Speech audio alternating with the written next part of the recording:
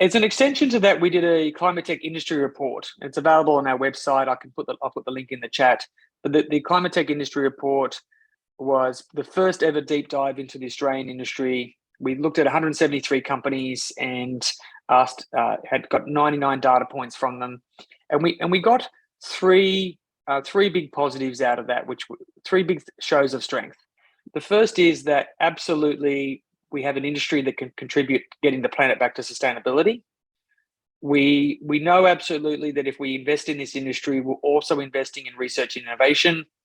And the final thing is we're not sacrificing economy and jobs. We're actually creating them, and that's the case already, and it's going to keep growing. So very positive about that. A couple of big numbers that came out of it. There's huge ambitions, over 1,000 gigatons of CO2. Now, there's a difference between ambition and reality, but really positive that it is very ambitious. Very strong diversity. 39.7% of the companies had at least one female founder. Lots of jobs already created and more coming. And significant capital, $1.4 billion raised in the last 12 months, with half of that coming from international investors. That's really high for any tech industry across Australia.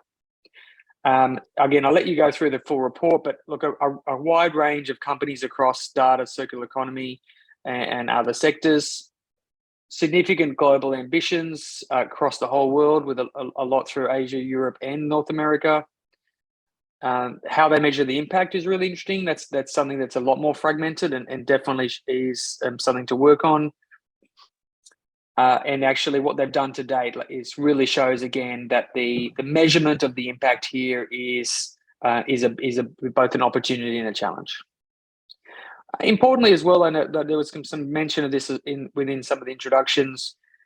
None of these companies are solo isolated and just thinking about climate. They're also hyper aware of the other challenges of the world, and they are there's quite a strong spread across multiple of the SDGs.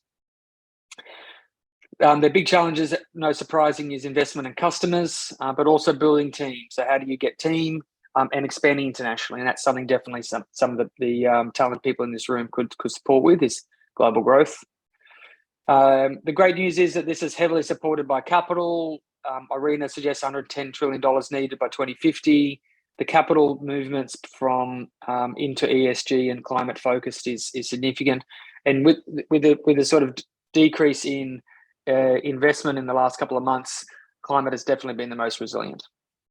So I'm just going to go through a couple of case studies, and then we can get on to more of the conversation. Just I'm sure you're aware of some of these. Again, these are some of the companies that came through our process. GoTerra out of the ACT. Woolies pays them to take the food waste away. They feed the food waste to black fly maggots. They turn it into a protein, which then they on-sell. So they're making money on both sides of the equation, which is just incredible. Alchemy, amazing team. Highly recommend going to visit. Great wrap. Also, using potato waste to make cling wrap, compostable cling wrap. Hygiene, spin out from Macquarie University. I've got the most efficient hydrogen electrolyzer in the world. Insects into proteins, critical. We just have to find ways to find other protein sources. Consumer apps helping people just make one small step every day. Trace is helping B2B projects around climate. Regrow just raised $40 million and moved to LA with a focus on agricultural measurement for climate. This is Flood Map that I mentioned. Actually has ways to show people to escape from floods. Flood preparation, management, and recovery. Bright, as we know, just financing millions and millions of dollars worth of climate positive projects. Circular Economy, world's biggest garage sale, just an amazing company doing just brilliant things, driving the circular economy with massive waste reduction. And it's a nice positive. I start with there's 10 companies with 10 female founders and CEOs, and just to show again we can solve multiple problems at once here. MGA Thermal out of Newcastle University, taking carbon capture and turning it into 100% renewable energy bricks, just incredible.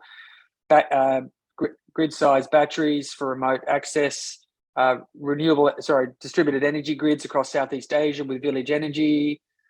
Cecil, who have got the largest amount of natural-based asset projects in the world. So they're basically like zero for natural carbon projects. Greener, into helping people connect with brands, rolling out Rapid Solar. Loam, which is just doing incredible work in terms of understanding soil and regenerative farming, making whole new food categories with Vow. Again, more distributed energy resources, mushroom-based meats and proteins, more plant-based proteins, Sakona batteries, entirely new battery supply chain, just incredible, growing like wildfire in the US. Another plastics company, more energy. Sun Cable exporting energy. Emmy, which we mentioned as well. Someone mentioned they're one of our happy members and doing amazing work in helping understanding what this climate market actually is. And so there are some amazing companies and no shortage. There's just so many good companies and more coming through, and there's probably another 100 that I even haven't met. But the big question is, what can we do about it? This is a bit of a different group. There's a lot of people already doing amazing work, but I really think if I'm preaching to the choir here, that's how we make you sing, right? And we've got to keep singing. We've got to, as exhausted as you might be on a Friday from lifting up this new industry, we really, really, really want this group to stay positive and stay optimistic, because we're going out into the market and telling everybody the opportunities, and every single person we convert is another energy source going in the right direction. So the big things I talk to people about is help these companies connect to big companies. Customers solve nearly all problems. So and I think there's appetite.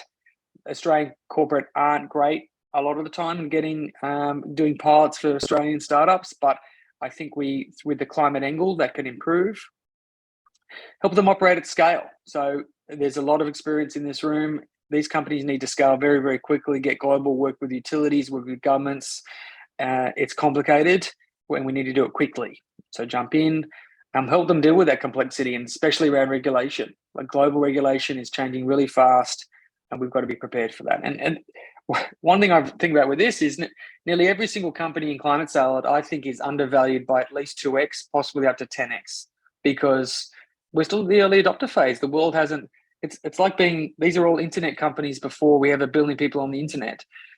So just incredible opportunities, but challenges.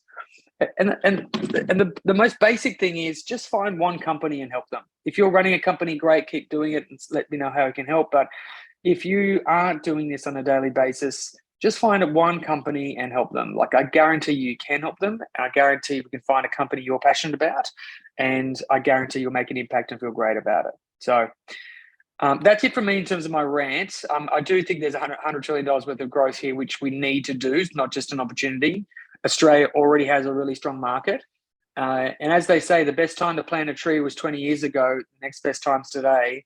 And the best time to work in climate tech was start climate and climate tech work was 20 years ago, but the next best time is today. So that's it from me, team, in terms of me sharing my story. I hope that was useful and on message. And please, if there's any ideas or thoughts people have, please share them and let me know.